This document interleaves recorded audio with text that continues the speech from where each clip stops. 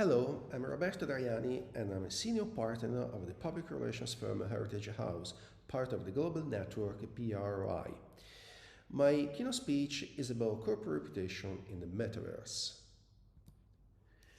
The Metaverse is a concept that is now commonly used and it's linked to other more familiar concepts like AR and VR.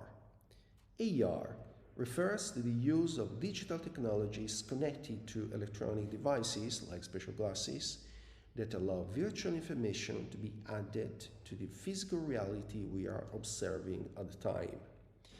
VR means the recreation of an entirely virtual three-dimensional space that the user can see in their visor and with which they can interact by moving within it. The Metaverse goes beyond both of these concepts. It certainly goes beyond the AR in that the user's immersion in the three-dimensional and digital reality is complete. In this respect, the Metaverse is more similar to VR than AR. And the Metaverse is going to be, if the Metaverse is going to be a real social space, it's evident that not only people, but also companies and organizations in general will have their own role and interact with all the other participants in this dimension. Currently, public opinion seems to take for granted that the Metaverse will also be populated by companies that will sell their products there. But Metaverse is also an opportunity to enhance their corporate reputation. And you can see here an interesting survey about how people think Metaverse will look like. However, despite the fact that the Metaverse is the result of the convergence of social and technological trends, it is not certain that the Metaverse will consist of a single environment, however multifaceted and articulated.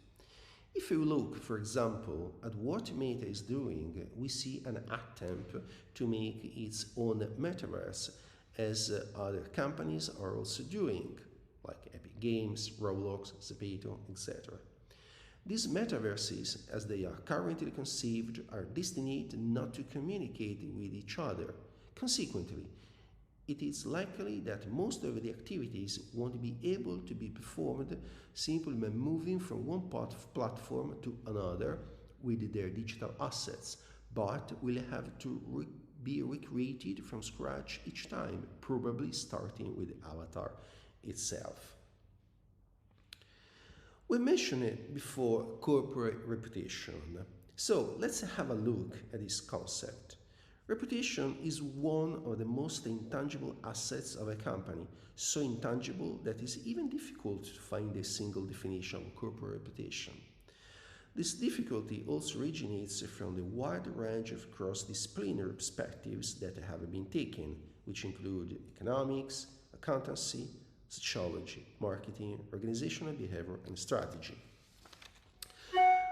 According to the existing literature on corporate reputation, we can identify three schools of thought that are in current use within the reputation paradigm. The evaluative school takes only financial performance into consideration as the reputational indicator. As a result of this view, the evaluative school considers one single kind of stakeholder, such as an investor or a very small group of similar stakeholders, like those from the business community. The impressionist school is a change of paradigm which sees corporate reputation as the overall impression of an organization. While the evaluative school takes only pure business indicators into consideration, the impressional approach starts by taking into consideration the stakeholders' emotional association with a firm. And the last school, the third one, the relational school, like the impressional, is rooted in the emotional elements. Consequently, it's more focused on what the company's stakeholders feel rather than what they need. The difference between these schools is in the kind of stakeholders they take into consideration. While with the impressional school, attention is almost entirely focused on external stakeholders, The relational school's attention is focused on the gap between internal and external stakeholders. For large brands, the metaverse may represent not only an additional way to sell their products, but also an opportunity to enhance their reputation, as said, by cultivating their relationships with consumers and stakeholders even more closely. The metaverse seems to offer brands unprecedented opportunities. Companies will be able to experiment with new and considerably more engaging forms. In addition, companies will be able to relate in an immersive and even more direct manner with all stakeholders of their interest. Since the interaction, however direct, will no longer be only from behind the screen, but in a way that involves all our senses, it will be capable of generating much stronger and more impactful emotions.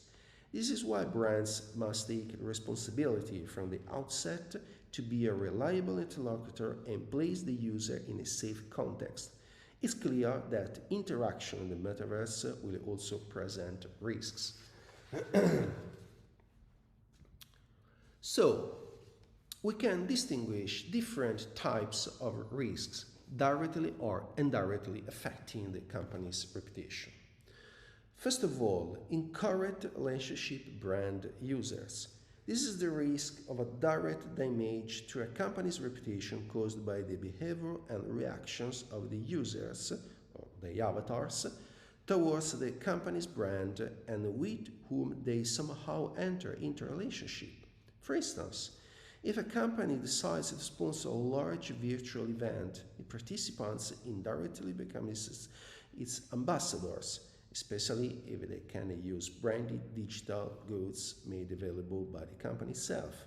Misbehavior by some users, or in theory even one, can cast a negative shadow on the company. Intellectual property infringement. Regardless of arranging or sponsoring large events, there is always the risk of possible use, again by some avatars, of unauthorized company brands, logos and signs, with the associated infringement of intellectual property. Among other things, this risk is particularly high in the digital dimension, where users already often create content using logos and names without authorization. Sexual harassment. Although virtual reality is still a young technology and metaverse is in its infancy, there are already several cases of sexual harassment by male avatars towards female avatars on various platforms. The common trait that all this episode seems to have is the conviction on the part of the harasser that he is moving in an environment outside the law, in a no-man's land where it's possible to act out the worst fantasies without paying the consequences. If such negative behavior is carried out in contexts in which the company plays a role, like a sponsor, organizer, etc., there may be damage to the reputation of the brand, as it may, for example, be accused of failing to prevent such behavior. Privacy. Since the metaverse is an immersive context in which much more personal information is shared simultaneously than already in our usual online activity, the protection of users' privacy is more important than ever. Here, it is worth mentioning a study conducted on 30 users engaged in an escape room, during which the team of researchers verified the possibility that a hacker attack could appropriate a lot of sensitive information, such as the biometric data of the participants. The same danger must also be avoided with regard to intrusions by government that might implement illegal form of surveillance. And also fake news. International literature has now extensively documented the phenomenon of online disinformation, how it works and the damage it does, including to corporate reputation. The metaverse requires that those who populate it, starting with companies, are trustworthy, Trust will probably be the most important value and must pervade every level of the virtual dimension. Efforts have long been made to develop a based system capable of detecting and containing the spread of false information. However, while no solving technologies have yet been developed, at the same time the arrival of the metaverse will make disinformation even more dangerous, especially with regard to the realization of possible deep fakes. Thank you.